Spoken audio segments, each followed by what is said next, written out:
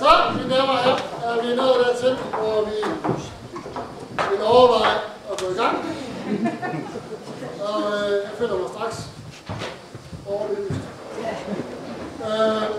Vi skal lige have ryddet midtergangen før. Da jeg stadig kunne se noget, så er der nogen, der ikke se det før. Okay. Så nu vil vi gerne præsentere hvilken tæppeklasse har brugt rigtig mange uger for at øve sig på, og blive rigtig gode på. Og inden vi går i gang, skal jeg så lige undskylde, at vi mangler noget lyd til en dans, så den bliver danset uden musik. Den må I forestille jer. Måske kan vi lægge MP3-filen ud, så I kan høre det senere.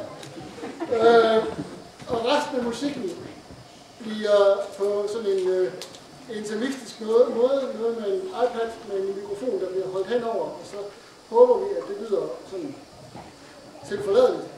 Og ellers så vil vi gerne præsentere stykket, der hedder Grete Hvem. Hvem Grete?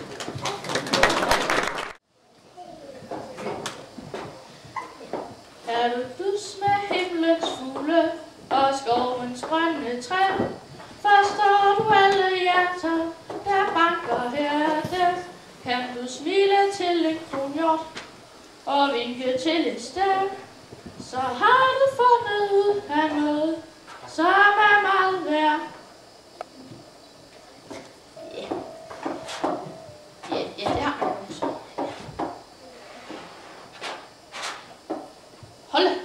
Hold det fast. Hold det fast. I godt nok metalriller med det. Det må jeg sige. Hold. Godt. Nu hvis jeg dog gang opføre et eventyr. Og da det skal være et helt rigtigt eventyr, så skal det også starte på den rigtige måde. Ja. Ja. Den helt rigtige måde. Ja. Hvordan?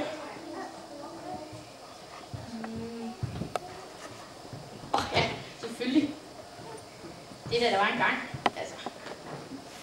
Hvordan starter man øve til bad, men der var en gang? Det kan man ligesom ikke. Jo, det er nok det, vi gør. Det gælder nemlig om at skabe den rigtige stemning fra start. Og hvordan gør man det bedre end i et eventyr at starte med, der var en gang. Så er I klar? Nu kommer det, altså. Der var en gang. Yeah. Og for enden af den gang, der var altså en dør. Det kendte godt. Så, hvor kom det fra? Der var den her gang her. Jo, for længe siden, i et lille bitte land, langt borte. Landet var et kongerige med et rigtigt kongeslot. Og simpelthen også en rigtig konge og en rigtig dronning. Kongen og dronningen boede ikke alene på deres kongeslot. For udover et utal af tjenere, lakajer og hofmarskaller, havde de 7 døtre. Også kaldet prinsesser. Nu lå landet således, at det lille kongerige, det havde cirka lige så lille nabokongerige. Det nabokongerige havde også en konge og en dronning. Tjenere, lakajer, hofmarskaller og 7. Ja, så en lille forskel. 7 sønner, eller rettere prinser. Ja, de 2 kongeriger havde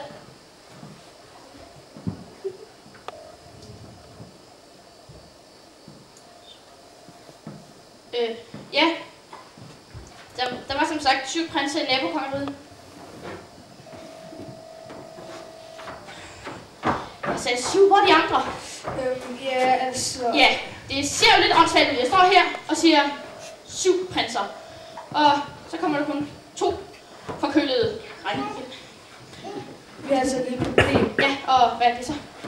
Vi har ikke flere på overgang. Vi har brugt dem alle sammen på tjener og lakajer og hofmarskaller. Så nu er vi kun os 2 til at være de 7 prinser. Så kan jeg selv lige gøre ud med alle sammen.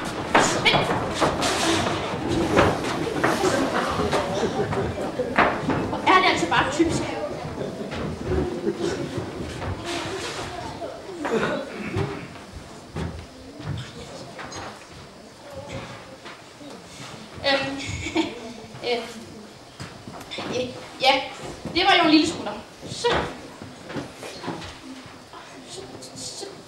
det bare lige et andet eventyr. Her, ja. Her.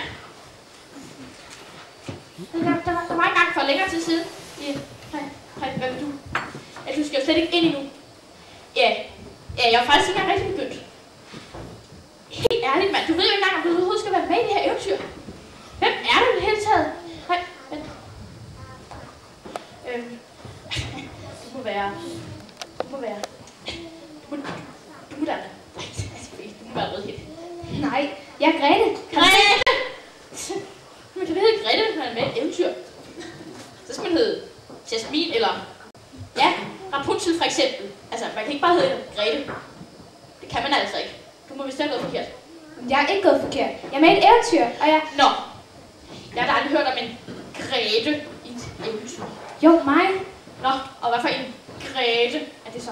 Hans og Grete. Nå ja. Undskyld, men du har stadigvæk ikke noget at gøre her. Så smut med dig, så jeg kan komme i gang med det her eventyr. Jamen, jeg leder efter Hans. Har du set ham? Nå, ham Hans. Nej, ham har jeg ikke set. Og tag så lige at komme af vejen, så jeg kan komme i gang med det her eventyr. Skal vi se. For søren også. Jeg er allerede for sent på den. Jeg sparer på den til roderi. Og så dig, der kommer redden ind midt i det hele. Du klarer lige hjertet, ikke? Jamen, hvad så med? Nå, ham om det. Hans! Hans! Hans!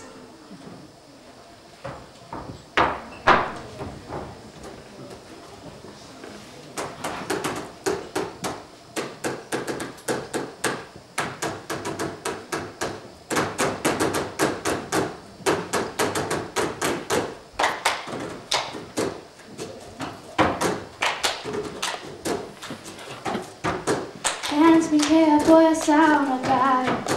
Fik ikke lov til at sige farvel. Nu har jeg let efter dig både dag og nat. Kan du tilbage? Ja, det skal du vel, når du er væk. Når du er væk. Jeg savner dig, når du er væk. Jeg savner dit hår. Jeg vil ikke have, du går. Jeg savner dig, når du er væk.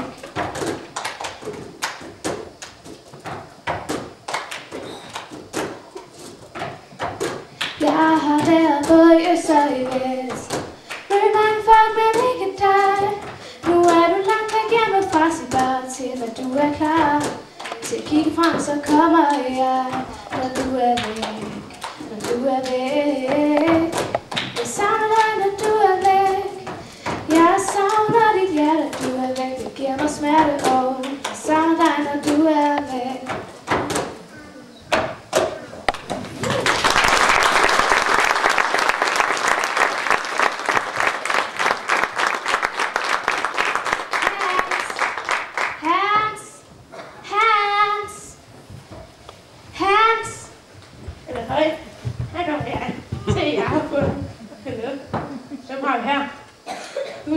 Prinsesse. Jeg er heller ikke nogen prinsesse. Jeg er Grete. Hvem Grete? Hans og Grete. Så, hvad laver I her? Der plejer de ikke blive råbt på af. Her plejer vi både at stå og ryste på hovedet af mig. Jeg råbte heller ikke på dig, jeg råbte på Hans. Jamen, jeg er da også Hans. Nej, ikke den Hans. Hvad så for en Hans? Hans og Grete Hans. Har du set ham? Nå, jeg må også til at vide, at jeg skal også smage på prinsessens fars hanekylling.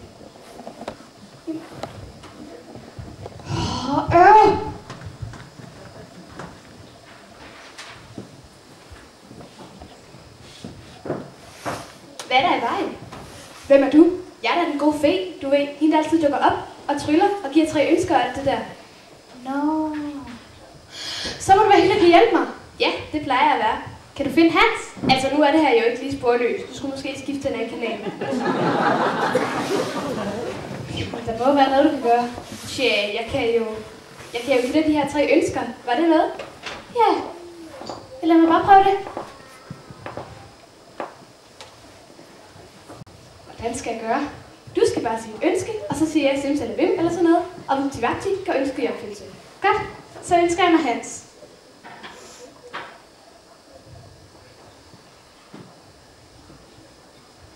Skulle du ikke sige simsalabim?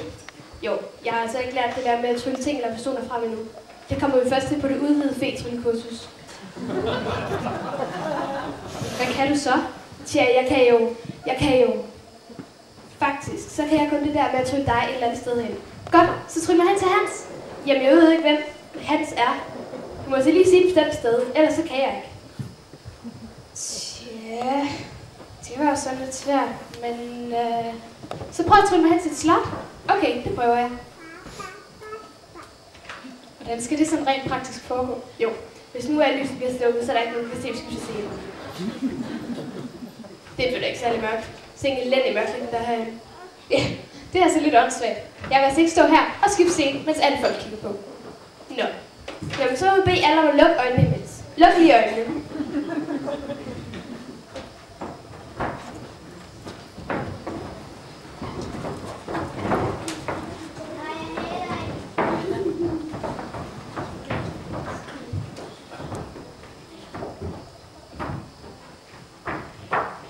Simsalabim og åbenbare øjnene. Nej, hvor er det dog fantastisk og mystisk. Det ene øjeblik står jeg udenfor sammen med en god fe, og det næste er jeg her på et slot. Utroligt, hvad man kan gøre nogle dage. Og hvem er du så? Jeg er da Askepot. Er du en af mine andre stedsøstre? Du ligner da ikke dem. De plejer sådan en underlig hat på. Nej, jeg er Grete. Hvem er Grete? Hans og Grete. Du vil ikke støtte på Hans midt i hovedrengøringen? Hans hvad? Hans og Grete Hans. Nej, nu kommer vi noget sted, hvor vi sjovt dig ved at smutte i en vis fart. Ja, stedmøder. Tro mig, jeg kender dem. Men det er også let nok, jeg får bare Fe til at trylle mig et andet sted hen. Hvor er du, Fe? Fe! Fe! Ja, så de er aldrig, når man har brug for dem. Simsalabim bare en busse. Fe, kom så. Ja, der er en grund til at råbe sig op. Hvad er der? Dig skal jeg først snakke med senere. Og prinsen har jo ikke engang inviteret til hofbal endnu. Nej, du må vente. Farvel. Nej, hop hen. Det var mig, der kaldte på dig. Jeg vil gerne bruge mit andet ønske. Nå, det var hurtigt, men der er det. Hvor vil du hen? Askepot! Tja, jeg tror hellere, jeg må ønske mig et mere fredeligt sted hen den her gang. Jeg kunne ikke uddybe det nærmere. Tja, det med slottet var ikke den store succes. Så hvad med at prøve noget mindre den her gang? Hvad med en lille hytte uden skov? Jo, det gør vi det bare. Og luk så lige øjnene igen.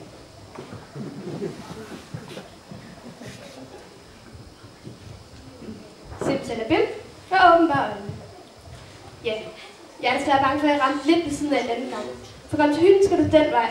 Forbi skoven, gennem rundkørslen, hen til højhus. Og hvis du kommer til det store træ, så er du for langt.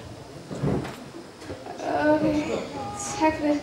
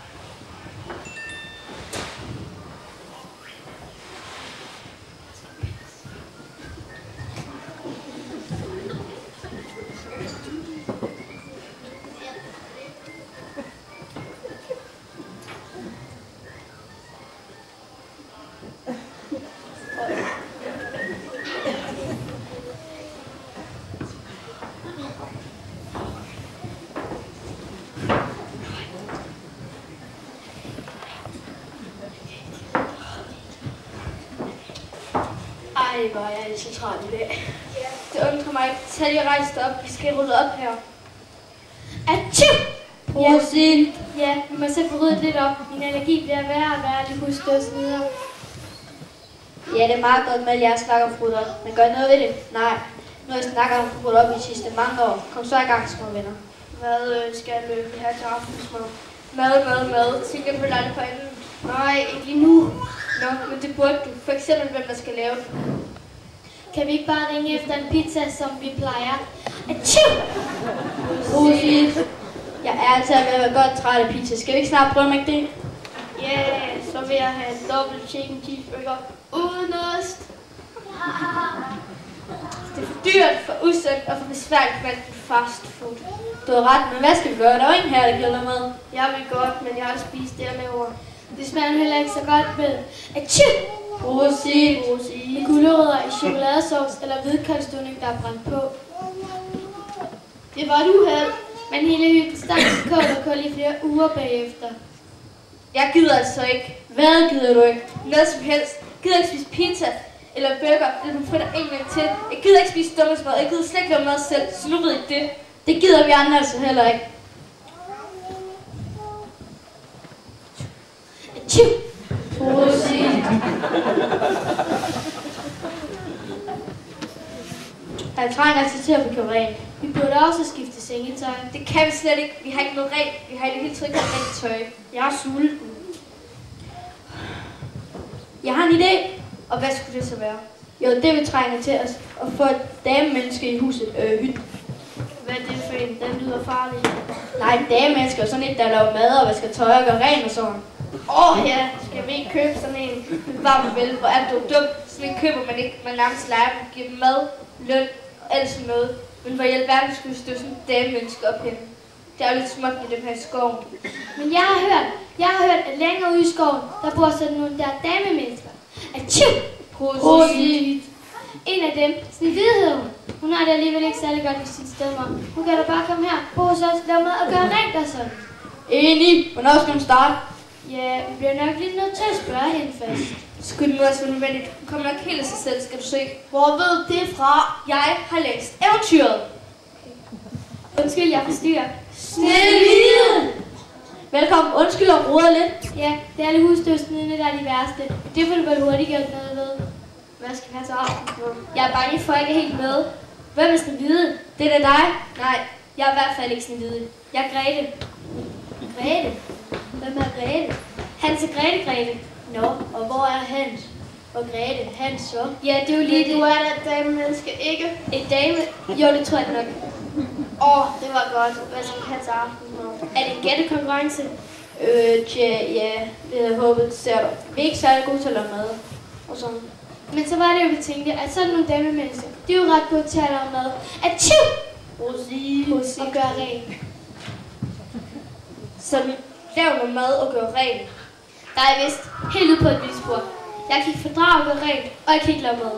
Sagde du ikke, at du var et damemenneske? Jo, men bare fordi man tilfældigvis er et hundkøn, er det ikke det samme som, at man er bedre til at gøre rent og lave mad end mandevæsener. Ja, sådan var det i de gode gamle dage, da vores eventyr blev skrevet. Hvad er det forresten for et eventyr, jeg er med i? Vi er 7 små dværge.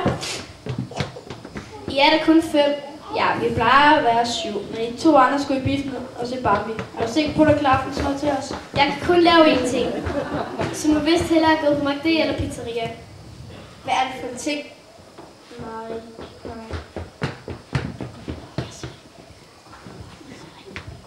Jeg sætter ikke min ben nogen de steder mere. Hvad er det for en ting, du kan lave? Jeg var engang et sted, hvor jeg lærte at bage pandekager. Juhu! Det må du meget gerne lave. Jeg kan mindst spise 50. Køkken er den vej. Så skal jeg nok. For denne ene aftens skyld lave aftensmad til jer. Men tro nu ej, det gentager sig ikke.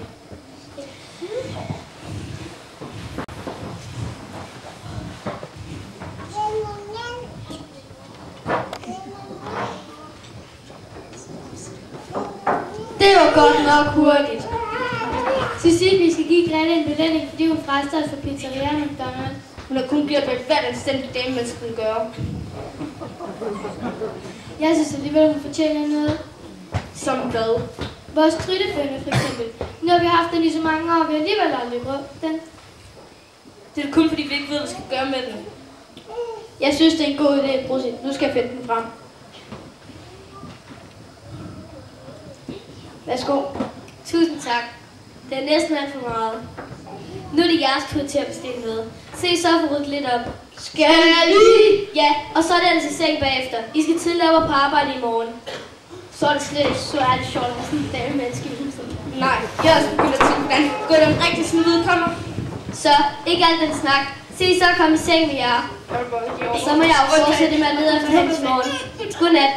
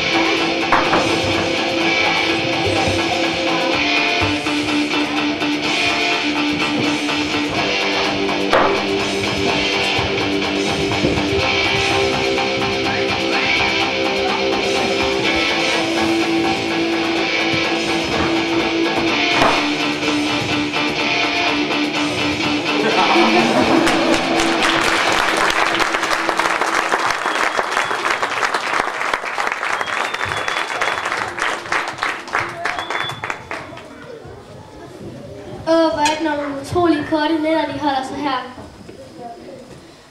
Hov, hvad er nu det? Jeg tror sørme, det er den bitte bønne, jeg smed fra mig i går, som er vokset sig så stor i nattens løb. Kan vide, hvad der er på toppen. Måske finder Hans. Det er jo trods alt et eventyr. Åh nej, det tør jeg slet ikke. Jeg må hellere få en stuntmand til at gøre det for mig.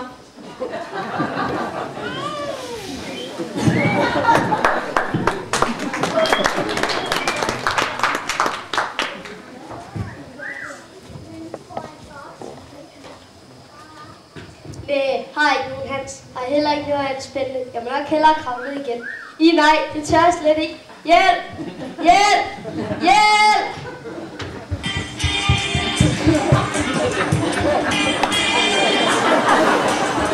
Hvad hører jeg? En kvinde ned, hvor nu med batteripsække på min tårnsæt. I er altså Batman. Du er ikke noget eventyr. Du er en tegnefilmsfigur. Du kan ikke hjælpe mig. Goddag med dig igen. Hvad hører jeg? Et eventyr. Så må jeg vist være draget forkert i min vattenbil. Jeg har skrevet.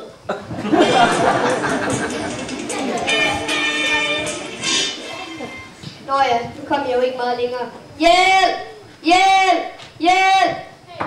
Du deroppe? Ja, jeg tænker Facebook. Hvad gør du? Nej, jeg kan ikke komme ned. Peter Pan, er det ikke sådan, det hedder? Jo, det hedder jeg. Jeg kunne da prøve. Nu skal du se, nu flyver jeg lige op til dig, og så kommer du hurtigt ned. Min held. Det var da mærkeligt. Det plejer jeg kunne. Kommer du ikke snart? Jeg ved at blive træt i fødderne, når jeg står heroppe. Jo, jeg kommer nu. Jeg vil skræmme, hvordan man gør. Det ved jeg. Du skal tænke gode tanker. Prøv for eksempel at tænke på, med hvor yndig. Det ved jeg. Du skal tænke gode tanker. Så går jeg lige op i luften, som en gås med pålægsmotor. Prøv for eksempel at tænke på, med hvor yndig jeg ser ud heroppe. Føj for pokker, hvorfor fik du mig til at tænke på det? Nu kommer han aldrig i luften. Ja. Okay, jeg bliver nok nødt til at kravle op efter dig. Ja, jeg er ligeglad. Ret skal nok.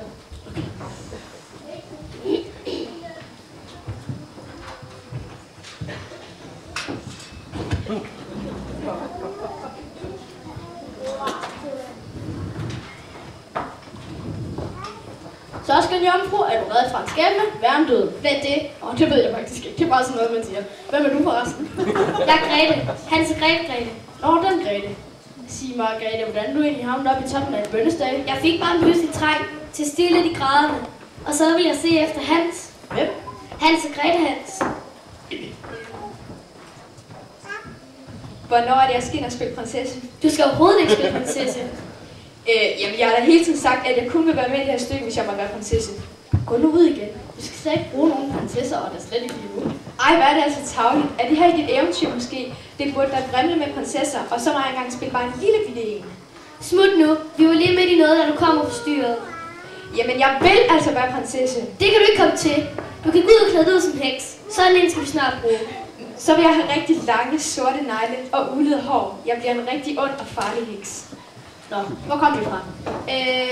Vi kom derfra, hvor du siger hvem, og jeg siger Hans og Grete Hans. Nå ja, hvorfor leder du efter ham? Er han da blevet væk? Ja, han er forsvundet. Har du set ham? Ja, det har jeg da. Hvad? Har du set ham? Hvor længe, hvordan, hvornår? Kunne jeg kigge på den en gang til? Undskyld. Jeg blev bare lidt grebet. Hvor har du set ham? Og hvornår? Det var lige for nylig. Jeg kan ikke sige helt præcist hvor, men det var i hvert fald længere nordpå. Er det rigtigt? Ja, det er. Spørg ham selv. Det vil jeg også gøre. Hej hej. Hvor skal du hen? Nordpå selvfølgelig. Det er da ikke den vej. Er det ikke? Hvad for en vej er det så? Det er den vej. Og når du kommer ud i skoven og møder en skiltevej, så er der et gammelt blønnet skilt, hvor der står et eller andet på kinesisk, tror jeg. Så fortsætter du lige ud i en lysning, og så kommer der en rundkørsel. Jeg synes, jeg har gået den her vej før. Til vej E45 og ved frakørsel 33, så hun er væk. Ja, du skal da bare lige sige tak for hjælpen.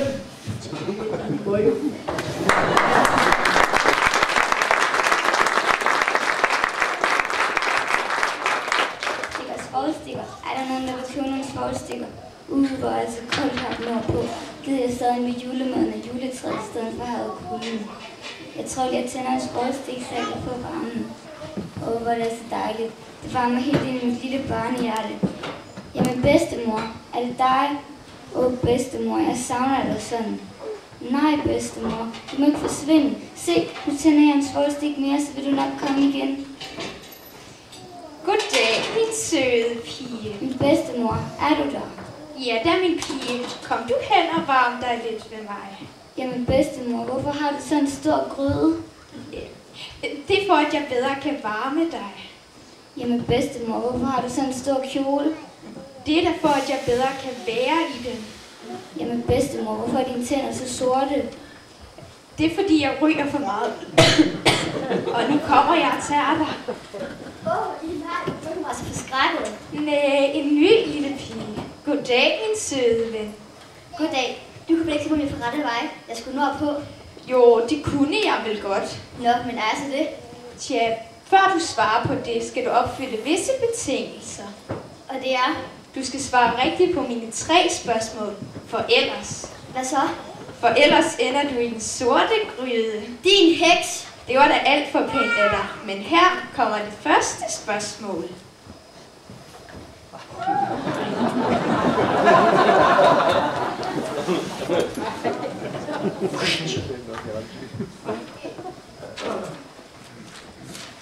Og det første spørgsmål lyder: hvad lå der under de 20 madrasser og 20 æderdunsdyner, som prinsessen sov på?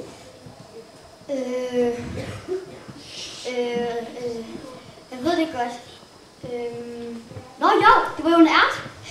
Ja, okay. Det var rigtigt nok. Men her kommer det andet spørgsmål.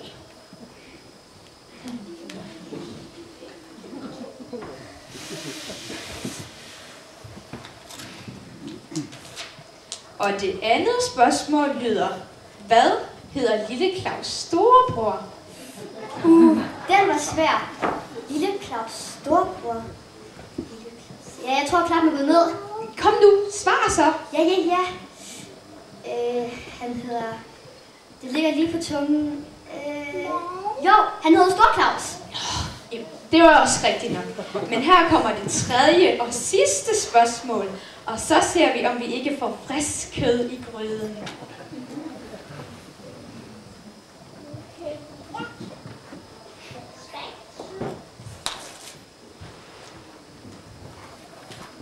Og det tredje og sidste spørgsmål lyder: hvem spiller her?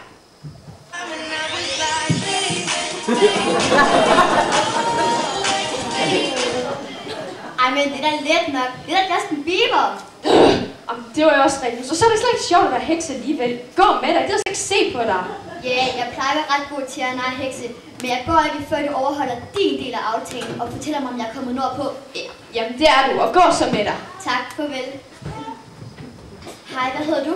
Tja, det ved jeg faktisk ikke. Jeg er aldrig rigtig blevet kaldt andet end den lille pige med svovlstikkerne. Hvad hedder du? Hans og Grete. Sikkert et sjovt navn. Nej, jeg hedder kun Grete, men der er der nogen, der ved, hvem det er, og så du ved. Nej, det gør jeg faktisk ikke. Men hvor er Hans så henne? Jo, jeg havde fået at vide, at han skulle være her ved nordpå. Du har vel ikke set ham? Nej, der var en dreng, der lå med min ene tøffel tidligere i dag. Kunne det måske være ham? Nej, det ville han så aldrig kunne finde på. Så kan jeg nok ikke hjælpe dig. Nej, nu er jeg gået helt herop. Det er jo svært at overskue, når man skal træske det alt sammen igennem. Der må der være nogen, der kan hjælpe mig. Ja, jeg kender en, der muligvis kan hjælpe dig. Og heldigvis er det ikke hans sæson lige for tiden, så han har måske tid. Se, der er han. Helt tilfældigt. Men det er jo julemanden, så føles det altså rigtigt. Ja, det skulle jeg da mene. Du kunne vel ikke give mig lidt af din kane, så jeg kunne se området sådan lidt foroven? Jo, hop du bare. Tak.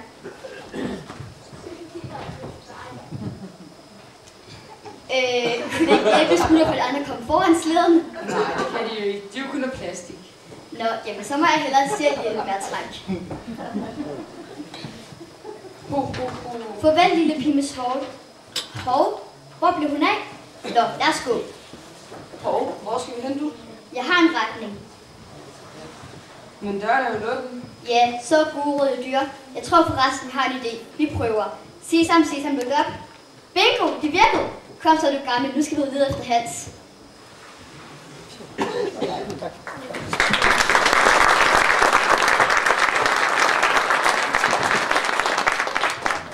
Ja, god dag igen. Jeg blev lidt nysgerrig efter at se, hvordan eventyret nu egentlig udviklede sig, da jeg ikke fik givet den ordentlig start. Lad mig nu se. Jeg vil vide, hvor langt de ville komme. Nå, ej, det kan jeg faktisk heller ikke finde ud af. Men for at være helt ærlig, så er jeg også kun kommet, fordi at en eller anden skulle sige, at mens Grete og julemanden fiser rundt i de højere luftlag, så vi gik ved til den lokale lampeforretning nede om hjørnet. Hej du der, Latti, ved hvad den hedder. Kan man snart få noget betjening og what? Et øjeblik her, så skal jeg være der. Jeg skal give et øjeblik, skal jeg? Just you don't say that to me. Det var godt gjort, makker. Jeg var før dig. Jeg har været en hel dag. That you just know it. Som om det var noget, jeg har stået og ventet i en hel uge. Så bare tag og fisse af mere. Jeg står fast i ring til købtilbud, og jeg køber det. Gud gør du ej, men jeg er stået til plukfisk. Jeg kan noget sige, at jeg skal købe. De her, nu må I virkelig til at slappe af. Ellers må jeg bede mig om at forlade den butik øjeblikkeligt. Nå, vidste du, hvad det så? Ole Lukøje! Herren Kalve. Kan du give de tre her en beroligende sprøjte? De trænger vist til det. Så gerne.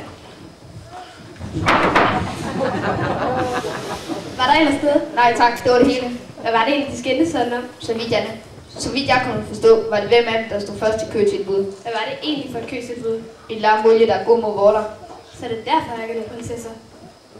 Forstyrrer. Er det her, man kan købe nogle specielle lamper? Ja, vi har mange specielle lamper. Tænker de på noget specielt? Tja, over i... åndelig lampe. Og dem, så skal du ned i kælderen, men vi har vist ikke så mange tilbage. Jeg skal skam også kun bruge en. Det er snart radioavis på sport. Kan vi ikke høre det? Jeg skal høre, om skildpadden den meget vand nedlægger. Jo, selvfølgelig.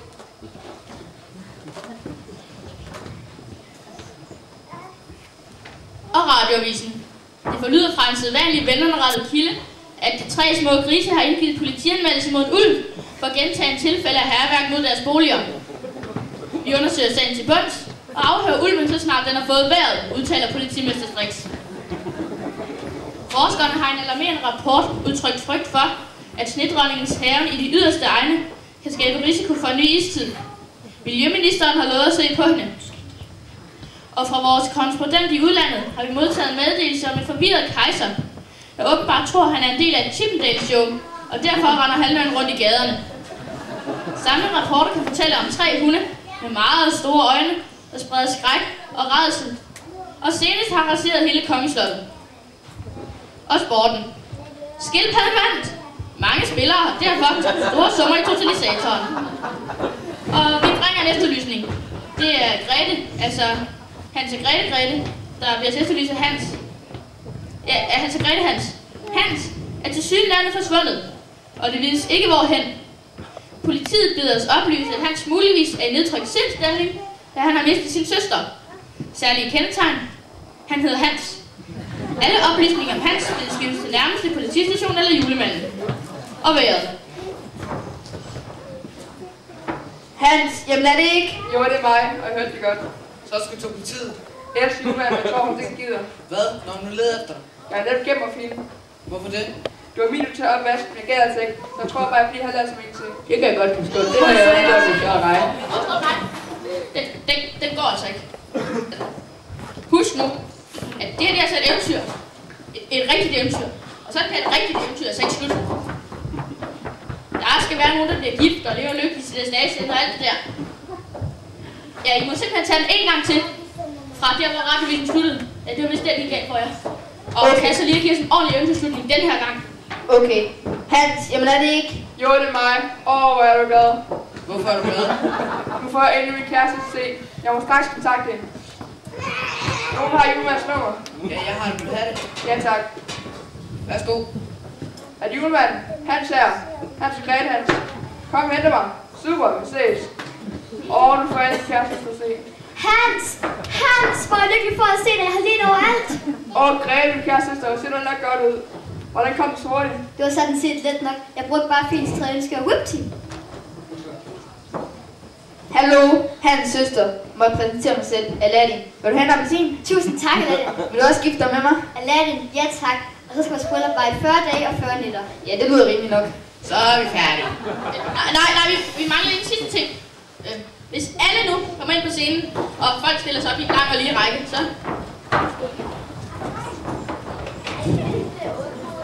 En lige række.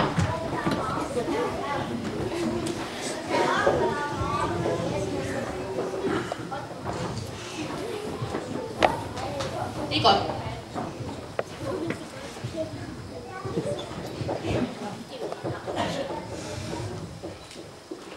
Og så Lev Lykkeligt. til deres dages. Shit, jeg glemte en replik.